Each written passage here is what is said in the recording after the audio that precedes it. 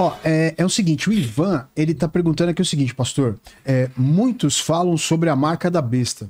Como devemos entender essa profecia hoje, evitando especulações exageradas, mas também sem ignorar o seu significado?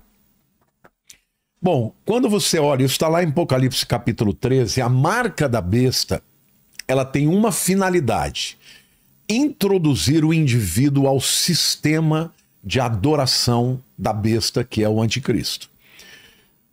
Essa marca, a palavra no original, haragma, é literalmente uma ferida que se faz, né? Ou pode ser uma tatuagem, pode ser... Como é que fala quando você marca um animal? É uma tatuagem, né, que faz, como é que chama? Ai, caramba, fugiu o nome agora. É uma marca que se coloca, por exemplo, no boi, com o nome do indivíduo. Mas pode ser também a introdução de um chip, que vai produzir essa marca. E esta marca, ela está diretamente ligada ao controle, porque a Bíblia diz que quem não tiver a marca não vai poder nem comprar, nem vender. Isso fica para mim evidente que hoje, cada vez mais, a gente está perdendo a materialidade das coisas, do dinheiro, de tudo, e dependendo do sistema digital.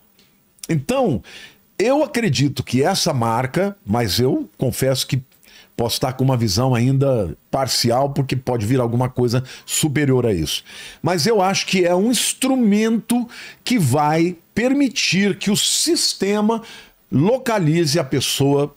Se ela tiver um chip ligado à rede, à internet, esse chip ou esse nanorobô, ele vai permitir que essa pessoa seja rastreada, seja localizada, vai permitir que essa pessoa tenha acesso a aeroportos, na hora dos pagamentos não vai mais ter dinheiro, moeda, vai ser tudo digital. Ou seja, para mim essa marca será alguma coisa do gênero. E a Bíblia diz que vai ser feita na mão direita e também na testa. A gente sabe que hoje já existem chips que estão sendo introduzidos no cérebro para ter uma interface com a rede.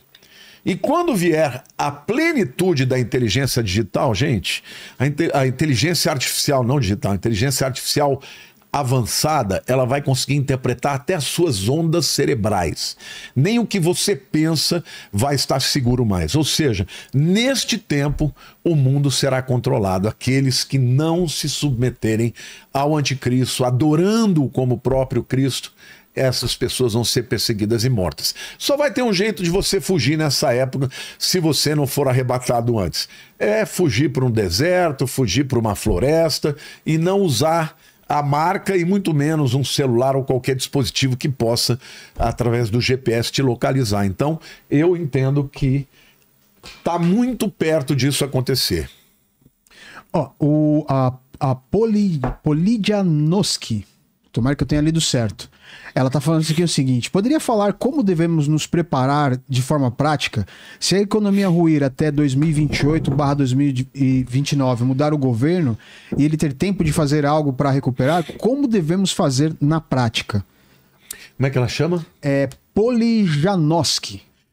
Polidianoski. Eu creio que a Igreja de Cristo vai ser arrebatada antes disso acontecer. Ela vai ver o processo que vai levar ao levantamento do anticristo, mas vai ser arrebatado, tá? Agora, nem todo mundo vai ser arrebatado. Muita gente que pensa que é, mas não é, vai ficar. E aqueles que ficarem vão ter que lidar com o sistema. Nessa época, não vai ter jeito, porque quando o anticristo vier, a Bíblia diz que ele vai reinar por 7 anos. E durante esses 7 anos, ele vai perseguir, vai matar, vai fazer com que muita gente se submeta a ele, o adore. E no final desses 7 anos, Jesus vem e acaba com tudo isso. E aí vai estabelecer o seu reino de paz, de justiça e de equidade. Agora, nós temos que nos preparar, porque hoje nós vivemos o período que a Bíblia chama de princípio de dores. Não é o que é o anticristo, o tempo do anticristo, mas é parecido, só que em dose menor. Hoje o que a gente está vivendo é o antigosto. Tudo que vai ter lá está tendo agora em doses menores. Então, não tem melhor jeito do que você buscar Jesus, se fortalecer nele, na sua palavra, ter uma experiência com ele. Vilela, eu recebi meu irmão na minha casa essa semana, eu lembrei É uma pena que o pastor João Carlos Marques já faleceu. Pastor João Carlos Marques foi um homem que morreu na casa de um médico e ficou morto 40 dias. E ele voltou, isso em 1986, e contou como seria o mundo futuro. Ele descreveu naquela época tudo que nós estamos vivendo. E ele falava sobre o governo do anticristo, mas ele tinha uma unção, uma autoridade.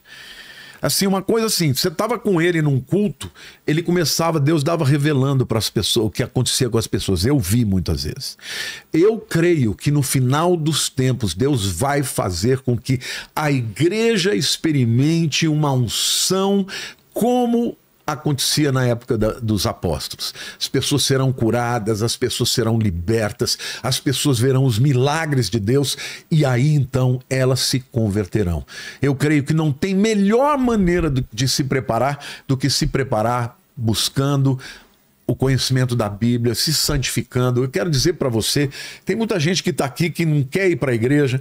Se você não vai para uma igreja, você não vai crescer, você vai ser um cristão que não amadurece, que não cresce espiritualmente. Você precisa de receber de Deus essa impartação, né? Essa transferência de conhecimento que vem através do ensino, que vem através da comunhão. Se prepare, porque o tempo que virá será difícil, mas também será um tempo em que Deus vai dar muita força para os seus e nós seremos mais do que vencedores em Cristo Jesus. Amém.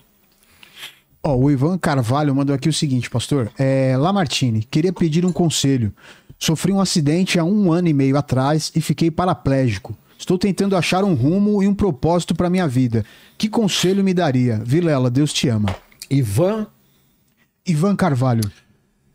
Meu querido, eu sei que deve ser terrível o que você está vivendo, mas eu quero dizer que você pode encontrar motivação, sim. A sua vida não acabou, sua vida ainda existe. Você pode buscar, por exemplo, no esporte. Existem pessoas que se dedicam ao esporte, se tornam atletas paraplégicos. Você pode buscar também envolvimento com outras atividades que sejam em prol do semelhante, daqueles que necessitam como você. Você pode buscar motivação de vida, sobretudo servindo a Deus e buscando a Deus.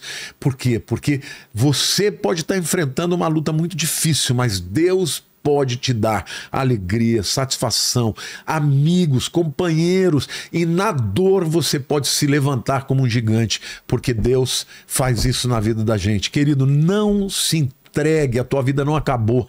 Esse corpo que agora está limitado, um dia será restaurado e renovado, e lá, quando você estiver na presença de Deus, você vai voar, você vai ter um corpo glorificado como o de Jesus, e é tão rápido, passa tão rápido os dias na terra. Agora, faça da tua vida uma vida relevante.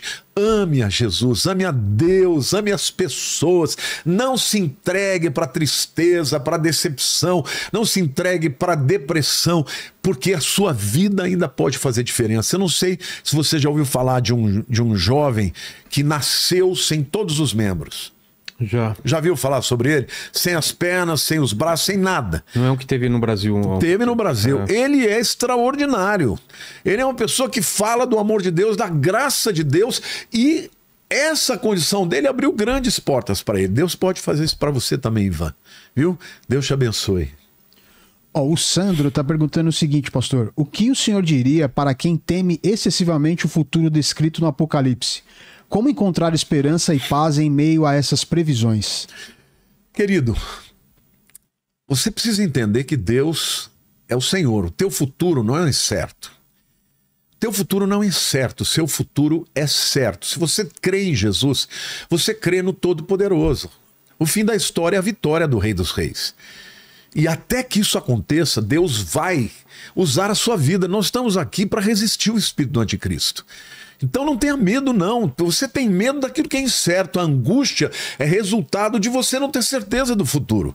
O que é a ansiedade? O ansioso que tem crise de ansiedade, ele fica pensando em coisas que podem acontecer e que algumas delas nunca vão acontecer, e ele antecipa o sofrimento antes que aconteça. Agora, se você crê, se você tem fé, você sabe que Deus te ama, Ele cuida de você.